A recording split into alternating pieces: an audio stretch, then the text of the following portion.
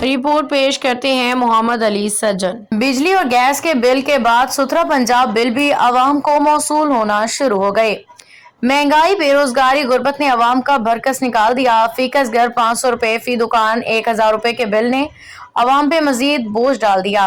आवाम पहले ही बिजली, gas, पेगमटी, CL और मोबाइल कंपनी समेत अशिया खुर्दनोश में भारी टैक्सेस दे रहे हैं ताकि सफाई सुथराई, सेहत और तालीम की बुनियादी सहूलियात फराहम हो।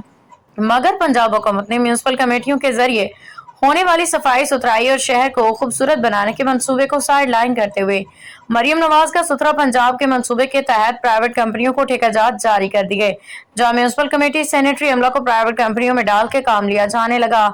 बिजली, गैस समेत दीगर बिल्स, अशियाए खुर्दनोश पे भारी टैक्सेस अदा करने के साथ मौजूदा बिल सुथरा पंजाब ने अवामी गम गुस्सा को तकवीत दे डाली है, जिसपे शहरी फट पड़े और चीफ जस्टिस ऑफ पाकिस्तान, वजीर आजम पाकिस्तान, वजीर आला पंजाब से आज खुद नोटिस लेने की अपील करते हुए कहा कि सुथरा पंजाब के नाम पे 500 से 1000 वसूली को फौरी तौर पे खत्म किया जाए।